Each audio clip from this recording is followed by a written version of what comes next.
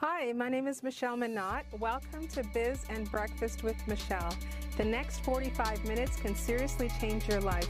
I'm going to show you how to make strong financial decisions that can impact your future and change it for the better.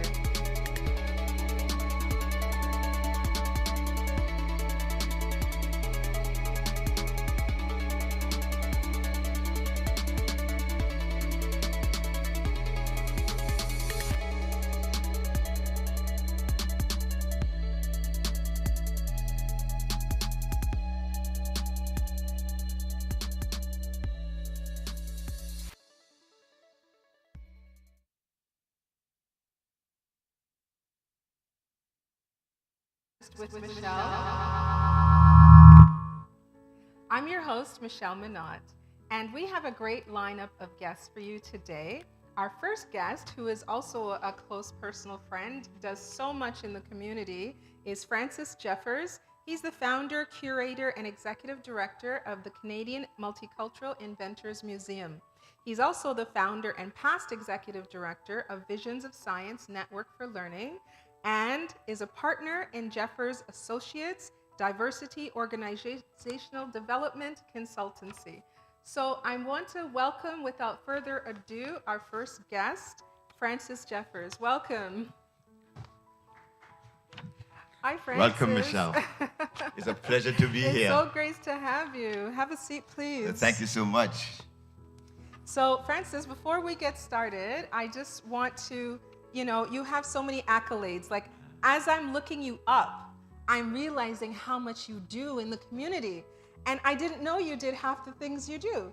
I try to keep busy, keep me out of trouble. To stay out of trouble, yes. right? But first of all, I want to say Happy Women's Month. That's exactly right. And it's just a pleasure to be here as we That's celebrate right. women in STEM. And you are an amazing contributor in terms of women in STEM and youth in STEM. That's right. That's right. Well, I try. I stay busy to stay out of trouble like you, right? I just wanted to share with our audience the great accolades that you've achieved over the span of your career. You were the City of Markham's Ontario Black History Month Award recipient for community service, the Michael Pinball Clemens Award recipient for community leadership. You received an award for the Black U of T Alumni Award for Community Service, the U of T 40th Anniversary Alumni Award, the June Vreecock Award for Leadership, and last but not least, the Harry Jerome Community Service Award. Like, I was blown away. No, I mean, it's just a pleasure. It's really giving Yes. thanks. As a person of African descent, you grow up with values and traditions that says that you're part of a community, That's you're part right. of a village. And it's just all of us giving our 2 cents into that village and making That's it happen. right. So it's not just kudos to me, it's kudos to my ancestors and my parents. Yes. And hopefully my kids will continue to do that. That's you know. right. I agree Yes. with you. Okay, so you do so much. Tell me about a little bit that you do. So, for instance, let's start with Visions of Science Network for Learning. So Vision Science Network for Learning was all about having an organization in the African Canadian community, the Black community, contributing and celebrating, researching STEM, science, technology, engineering, and mathematics. We had no organization that focused on that. So therefore, it was saying that in the quest to change the low percentage of representation of people of African descent in STEM, it was important that we have our own organization. Representation is important, and leadership is important. That's right. So sometimes leadership comes not because it's by choice, but by circumstances. If there was not an organization doing STEM work, then we had to jump in and show that we can take responsibility for ourselves. I mean, I grew up as a Gaviite. Right, so Right. so you can't sit back and say, well, hey, I'm just gonna That's continue the way. You either take it and you're gonna move forward, and hopefully you bring people along with you who are gonna amplify the work that you do. That's right. You know what I mean? That's right. One thing I loved for Visions of Science Network for Learning is that you absolutely brought the programming to the young people. So, for instance, you were within the community housing development. You did programming from that space that made it very easy and accessible for, let's say, a single parent to access your programming. I just thought that that was amazing. I think we have to learn about our community, and then we decide how we're going to make change. Yeah. We can't take other people's pathway. We have to create our own pathways. The reality is that if you live in TCHC at the time, most times youth then didn't go beyond a 2.5-mile radius of where they are. So then therefore, it was no sense saying I have a fantastic program 5 miles away. That's right. All right, and say then, well, they come to me. You got to go to them. You got to be intentional in the work that you do. And that is what we want to do in everything that we do. With the same strategy that worked for Vision of Science, we're gonna empower you where you are at, right? And then once you do that, then hopefully then the youth or the families then continue that empowerment to their friends, because they will influence the others. That's true. And then therefore then your work then grows. And so that methodology came right into successfully with the traveling exhibits we do. You could have a great fancy museum, but it doesn't reach the people that you want to. Yes. I can tell you that the Ontario Science Centre doesn't reach some of the low-income people and some of the marginalized people within 2 kilometers of them. I get you. Right? That's true. So then, therefore, what we need to do then is, if you know, then you need to go out and you have to meet the people where they're at, in the basement of a building, in a temple, in a mosque, in a synagogue, in a church, wherever people are, that is where you should be, influencing them, inspiring them, empowering them to take action. I agree. Yeah. I agree with you. Okay, so let's get into the Canadian Multicultural Inventors Museum. Tell us about that. No, that was a blessing. So for 19 years, I ran a science symposium at the University of Toronto. And along that journey, I found out about this Black Inventors Museum in the United States. And I called up this organization, and Lady Salah Sabez said, oh, she'd love to come to Canada. And for another 7 years, she came to Canada. And we said, so I said, Salah, we're celebrating Black brilliance, but the exhibit is primarily African-American in scope. So how do we add Canadian content? How do we add African-British content? How do we add continental content, Caribbean content? And we got into, started to negotiate about building that kind of a global African presence. Right. Again, it's following, what our people have done before. We take a global perspective. As African people, we have to take a global perspective. And so it was really, so Lady Sarah says, okay. And she says, okay, you know what? Let's negotiate something. But she's going to leave the exhibit with me when she's going back to California. And then later on, she'll come back 6 months later, and we'll work things out. Interestingly, Lady Salah knew that she was not well. Oh, wow. And did not tell me. Oh, no. And within 6 months, she had passed away. But it's the kind of thing of when we talk about how the creator works. Yes, that's right. Right? She knew exactly what she was doing. That's right. She knew I respected her work, and I was going to grow the work, and I was going to celebrate Black brilliance. Right? Because at the same time, she had a bit of a dysfunctional board. Okay. So she left it in my hands. So I had no other choice. Sometimes the creator puts things in your hands. That's right. Right? The creator always knows what he's doing. And that's the thing for people of African descent. We don't celebrate our spirituality from our science. We take a holistic approach to the work that we do. Right? So then, therefore, that came into my hand. And Lady Salah, I know, is smiling always. That's right. I think it's interesting because I think that after meeting you and knowing you, she knew that she could trust you with this legacy. Right. I think that's very powerful. And that was powerful. And so, like, it's the kind of thing where, it was a curveball in my life, but a very intentional one, and one that I'm very happy about. That's right. Yes. And so how does this museum differ from others? Again, we get back to that concept of that we're going to go to where the people are at. Yes. So when you look at any museum in Canada, even in terms of Canadian innovation, they don't have much that celebrates Canadian innovation. They might have 4 or 5 large installations, which is all nice. But again, we want to bring content to people. We want to bring diverse and inclusive content to people. So the only way we can do that is go to their communities, right? If you have people from 186 different countries in the world, you can, and they're not all coming to your institutions. Right. Because when you look at the demographics of any of the museums in Canada, they are not very diverse. So the question is, if we want to make a difference, if we want to celebrate our Canadianness, then we need to get people involved by going into the community, working with them, respecting them, getting them involved in the work that we do, right?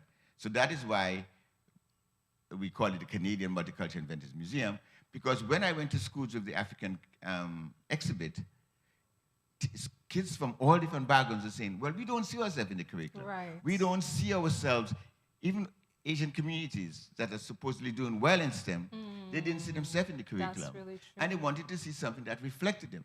They right. wanted to see themselves in the science, which is very, in terms of the work that you do, in terms of youth taking flight, again, the youth are seeing themselves reflected in what they're being empowered about, right?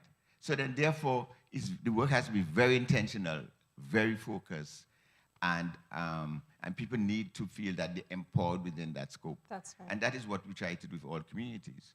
You know, this is Women's Month, and we're celebrating the wonderful work and the continuing contributions of women of all backgrounds in the world of STEM, right? And so, again, we're doing that with programs that make sense, that reach out to people. In the first week of April, we'll be launching a Sikh exhibit showing innovators and icons in the Sikh community. Again, the Sikh people will be involved with the work that they do, talking about who they are. Wow, that's amazing. Right? It's not up to somebody else to say, this is who you are. Exactly, I agree. Representation and empowerment go together. I agree with you. Yeah. And so that's what I really love about the museum, that it is so versatile. Right. And you actually tailor it to particular cultural community within the community. So what are some of the communities that you do cater to? So we have a Tamil exhibit, we have a Filipino exhibit. It's interesting, I did a presentation to the Filipino Teachers Network, and one of the comments from one of the teachers, he says, Francis, did you come to embarrass us? Because we didn't know 5% of the people that you were representing there, right? So these are the kind of things where, you know, you share with people, but you also tell them they are the center. That's right. And when people know that they are the center, that you respect them, they are quite willing to work with you. We have an East Asian exhibit, a South Asian exhibit. We're launching an Islamic exhibit at Rita Parks Public School on March 21st. We'll feature Islamic innovators and especially featuring people from the Somali community, right? Because we want everybody is special.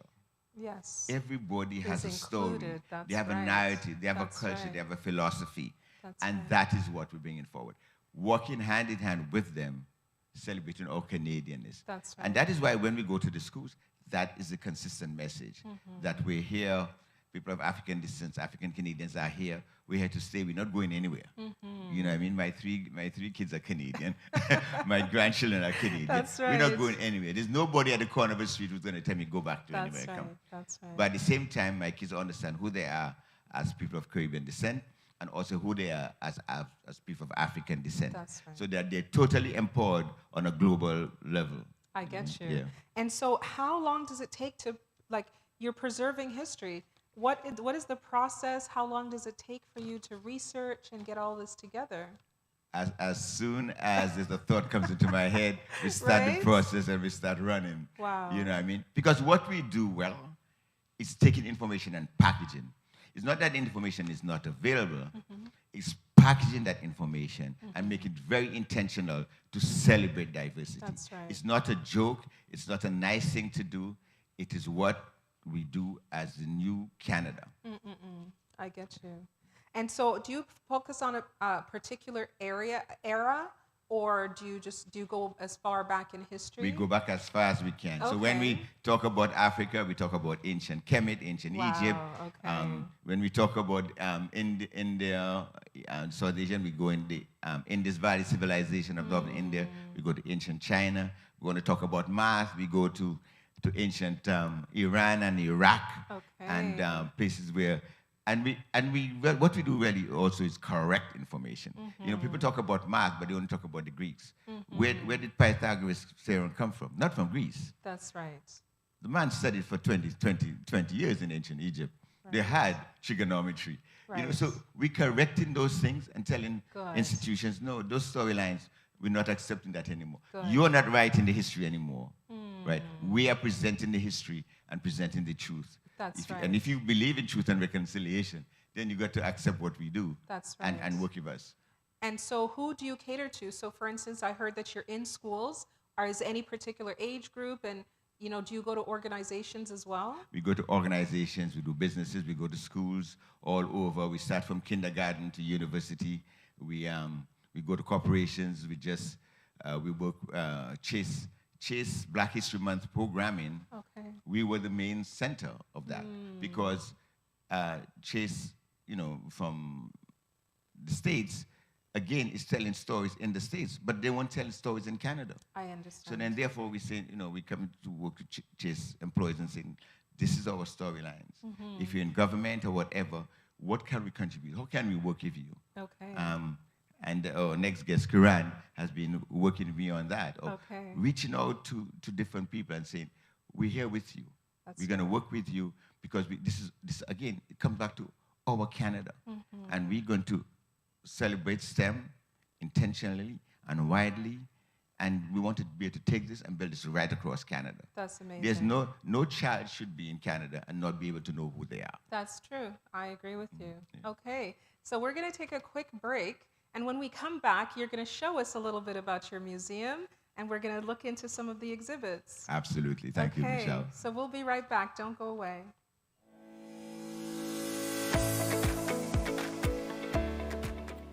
Thinking of buying or selling your home, but not sure where to start?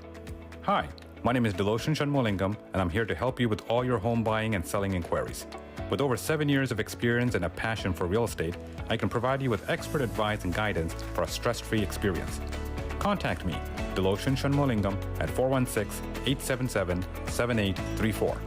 There's a home out there for everyone. Let me help you find yours.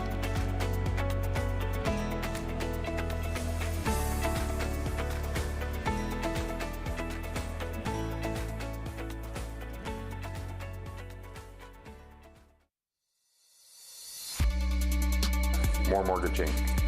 We do real estate financing and mortgages.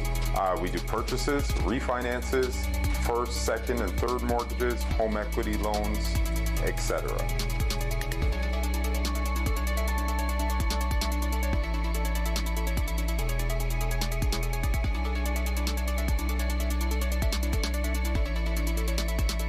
Are you looking for the perfect home or trying to navigate today's changing market?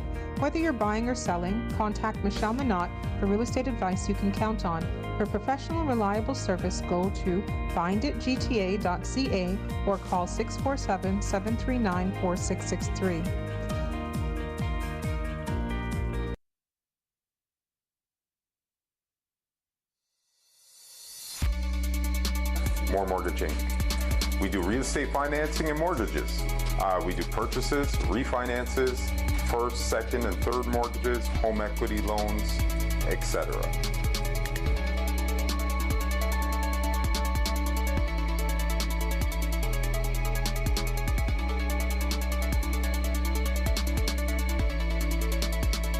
Are you looking for the perfect home or trying to navigate today's changing market?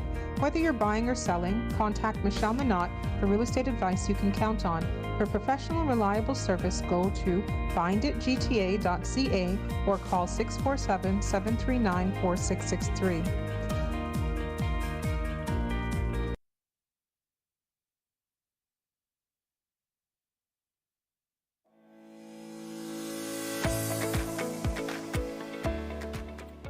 Thinking of buying or selling your home, but not sure where to start?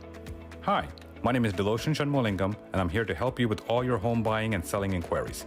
With over 7 years of experience and a passion for real estate, I can provide you with expert advice and guidance for a stress-free experience. Contact me, Deloshan Shanmulingam, at 416-877-7834. There's a home out there for everyone. Let me help you find yours.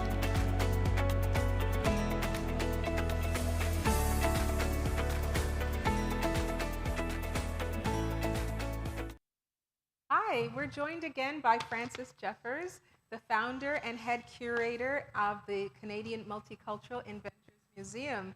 So we have a display that he's brought to show us an example of this traveling museum. So take it away, Francis. So what we do really is engage people in knowing about the innovators in STEM, right? And we do that by creating these traveling exhibits, right, which are quite simple, but provide a lot of powerful information. So this is an example of what our exhibit look like. So we'll have generally our minimum size is around 100 innovators. So imagine you come to a school and you have 100 innovators of whatever demographic that you're sharing with young people. So for example, if we look at the African exhibit, here we feature an amazing innovator. Velma Scantlebury White was the first African-American professional in doing transplants. It's again bringing that information to young people to understand that they could be wherever they want to be. She was born in Barbados and moved to the United States and eventually established her medical career there. We have other people that we look at, for example, Josephine Cochran. Again, we share the history of people. When we talk about women in STEM, and this is what we're celebrating today, we are celebrating Josephine Cochran, who was the inventor of the dishwasher. A lot of times we had stories about, they're usually men, usually white, but we're not very inclusive. That's right. What we're stating is that, no, we have a different situation where we can show people that all kinds of people have made a difference. A lot of times we've learned about Florence Nightingale in terms of nursing. Well, Mary Seacole, who was born in Jamaica, was chosen as the #1 black Brit in history. Mary Seacole was a nurse whose contributions during the war effort established the fact that nursing is a profession and that actually where people of color have taken a very decisive role. And especially in the West, you know that you can't do it without black nurses and Filipino nurses, right? so this is the kind of thing where we're making history real and saying that there have been innovators in those fields, right? And we're sharing that information. When we talk about indigenous people, there's nothing in the curriculum that tells you about indigenous people as innovators. They tell you about them as artists, sculptures, etc., and they're very zen. That does not encompass the full reality of the indigenous community. They have innovators like Dr. Candice Greer-Lowe, who was the first veterinary dentist in the world. She's Canadian from the University of Saskatchewan. Okay, is making people understand the facts. We're not hiding anywhere. We're no longer going to have any hidden figures. We're going to bring things forward. That's right. And this is Dr. Vivian Poi, who brought the concept forward about Asian Heritage Month. Similar how Jean Augustine brought to the House of Commons the concept of Black History Month in Canada. That's right. Everywhere along the line, diverse Canadians are making a difference. Diverse Canadian women are making a difference. Michelle is making a difference. Thank you. So we are not taking second best to anybody. We are here, we are be part, we are working, we're going to empower youth. Do we have issues? Of course, we always have issues. But again, are there people who are given the space to go out and create a landscape that empowers people? And that is the Canadian story. That's amazing. So tell me, that's exciting. I'm excited just hearing you, You're so passionate about what you do, and I so appreciate that. Tell me what's next for you, what's coming up. So this month is really special.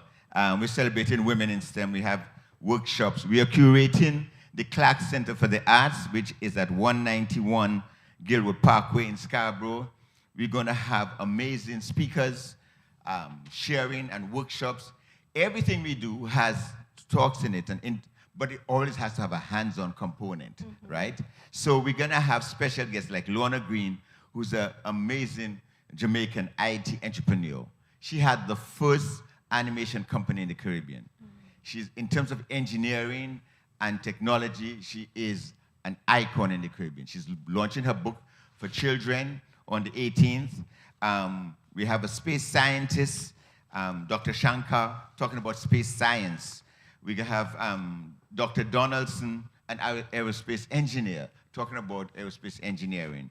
We have Leslie Page, who is a pilot and motivational speaker. Okay, and then you have also a children's program that I just saw. Yes, it's all about hands-on stuff for That's kids. right. And Kiran is going to talk a bit more about that. Okay. But it's just a wonderful time of just celebrating our women. Okay, so thank you so much. Thank you. It's Francis, just a pleasure being here. It's really a pleasure having you. And we're going to take a short commercial break and welcome our next guest, Kiran Phillips, to the show. So we'll be right back. More mortgaging. We do real estate financing and mortgages. We do purchases, refinances, first, second, and third mortgages, home equity loans, etc.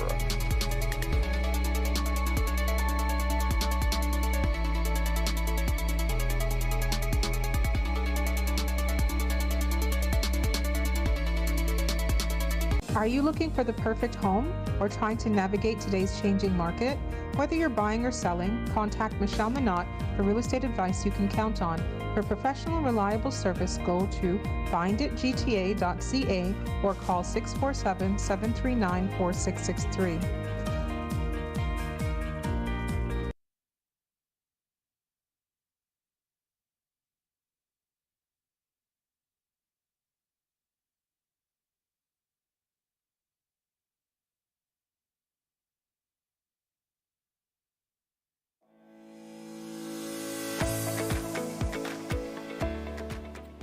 Thinking of buying or selling your home, but not sure where to start? Hi, my name is Deloshan Shanmolingam, and I'm here to help you with all your home buying and selling inquiries. With over 7 years of experience and a passion for real estate, I can provide you with expert advice and guidance for a stress-free experience. Contact me, Deloshan Shanmolingam, at 416-877-7834. There's a home out there for everyone. Let me help you find yours.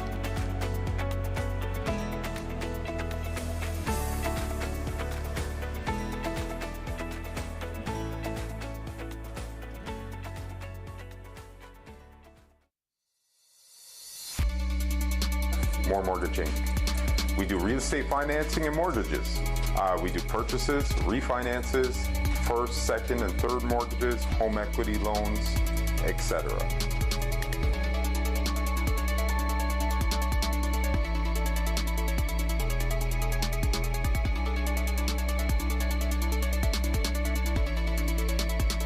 Are you looking for the perfect home or trying to navigate today's changing market? Whether you're buying or selling, contact Michelle Minot for real estate advice you can count on. For professional and reliable service, go to finditgta.ca or call 647-739-4663.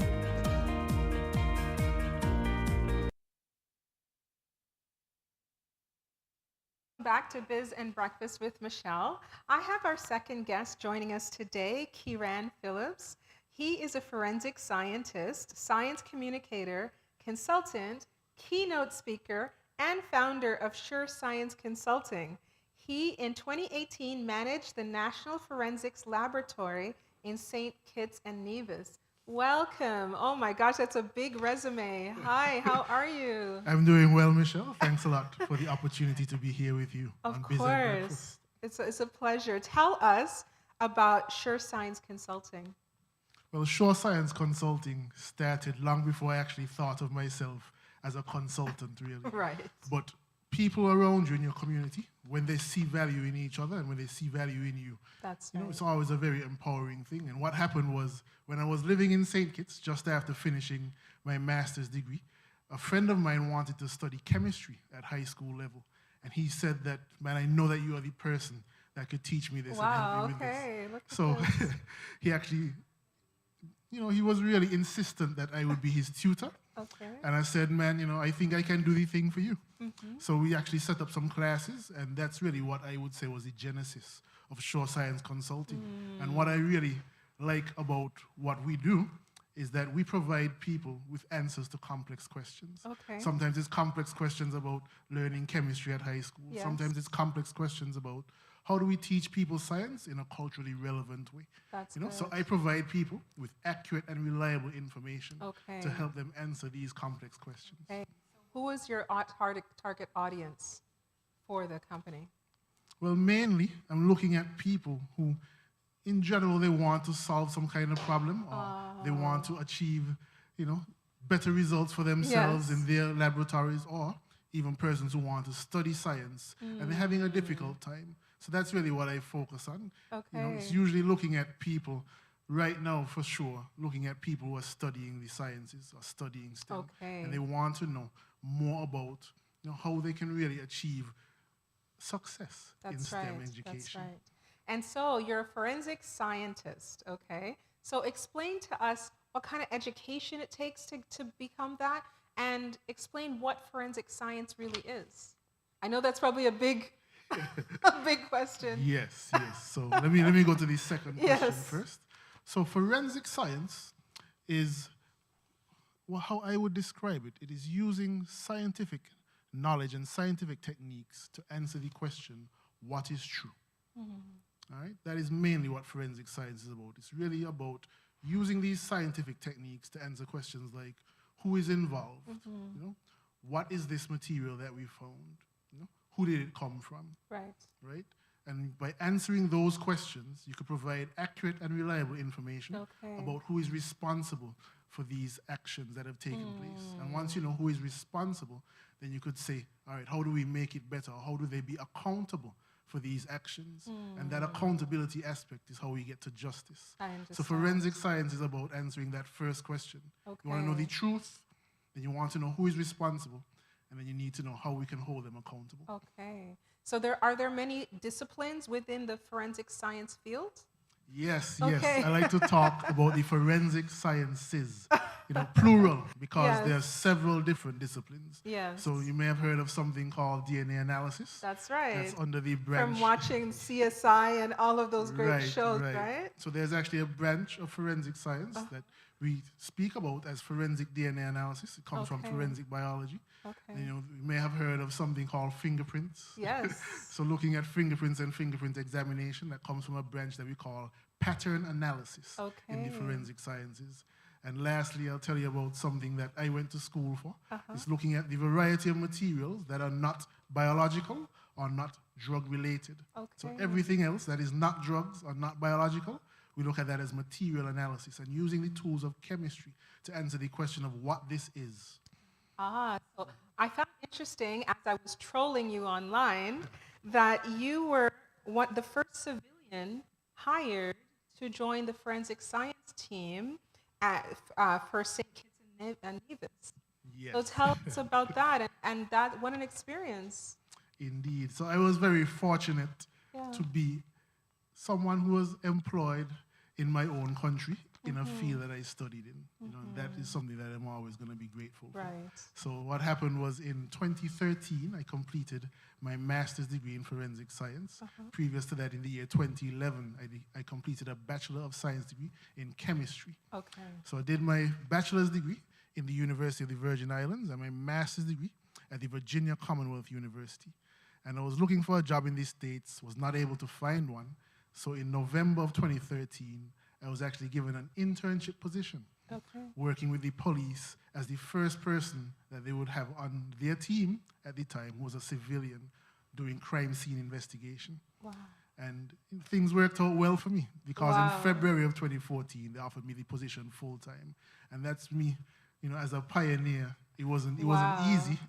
I can imagine that must have been very difficult. Yes, you know, I was coming into a totally different context because, Yes. like I mentioned, I was the first ever person who was a civilian to work on that team.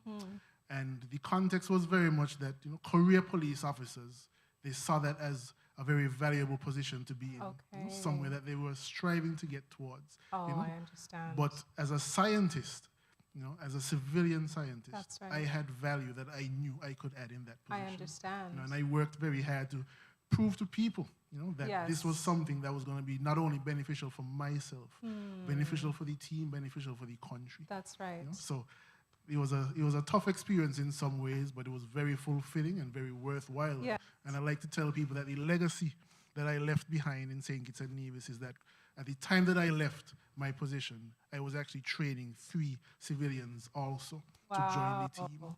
So that's Wow, I something think that I'm that's very so proud amazing because not being a non-civilian, I guess, would understand the chain of command and that sort of. So coming Precisely. in as a civilian, wouldn't you have more of a fresh take on in terms of ideas, in terms of how to do things, do you find? Definitely, and that's really why diversity is important. Yes. Because I like to tell people that when you have a team operating on the principles of diversity, equity, That's and right. inclusion, what you're actually doing is you're making a quantum leap for the team. It's not like a smooth rise.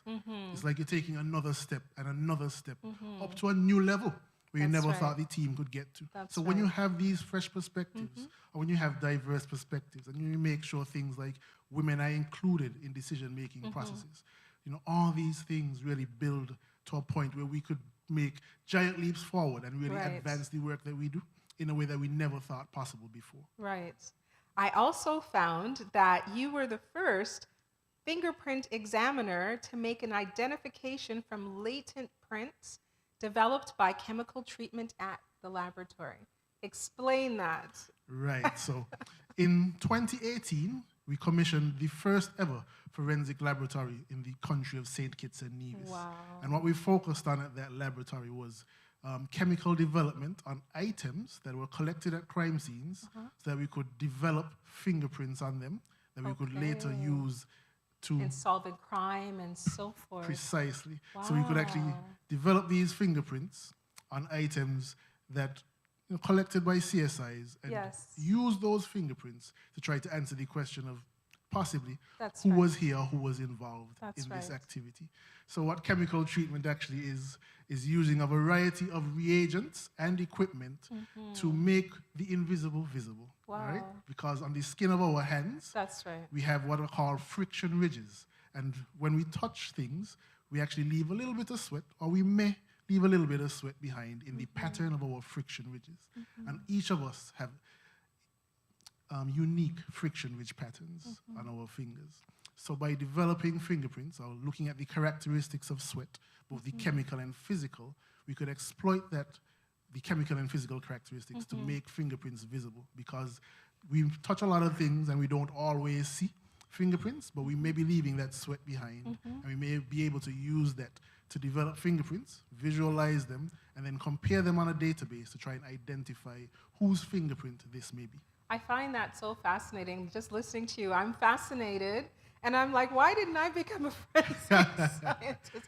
I would have loved to do something like that. I just find those things just so interesting.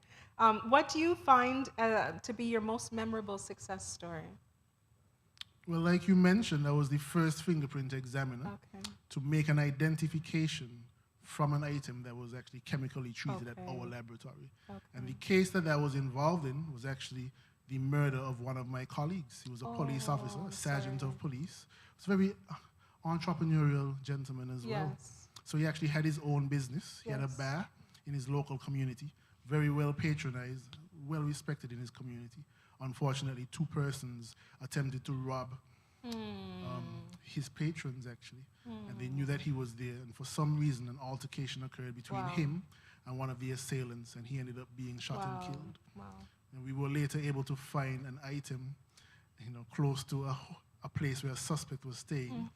And on that item, I was able to chemically treat it using Wow. a variety of different methods, and then also digitally enhance the developed fingerprint Wow. so that we could actually confirm that the suspect was at one point in Wow. contact with this item. Wow.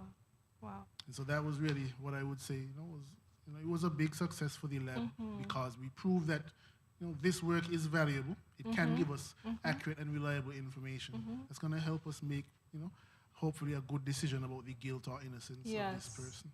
And also, why do you think it's important to increase the visibility of people of color in STEM? Well, like I mentioned, when you have these diverse teams, and when you have teams operating truly in an equitable manner where Yeah. everybody is included, you can actually make advancements far beyond what we thought were generally possible. That's right. So for me, as somebody from the Caribbean, I look at how science has been used to extract our resources, extract resources from our environments in our small islands, and also extract our human resource as That's well. right. When we teach black people in particular the principles of STEM, and we let them know the possibilities of the careers in STEM that they can be Yes, involved so in. many. Right. We could really Yes. change the paradigm and That's change right. how we operate in terms of resource That's right. extraction. That's right. And so tell me, as we're wrapping up, how can people get in touch with you? Well, I'm available on all, well, not all, but on the social media. Okay. You could find me on LinkedIn. If you just search for Kieran Phillip, you could also find me on Facebook. Again, if you search for Kieran Phillip. I run a small consulting company called Sure Science Consulting, and that is surescienceconsulting@gmail.com. Definitely send me an email, and we can see how we could work together to help answer your complex questions. That's right. Hopefully, I will provide you with accurate and reliable information. Okay, that's wonderful. Okay, so thank you for joining us for our show, Biz and Breakfast with Michelle. Just join us again next time. Take care.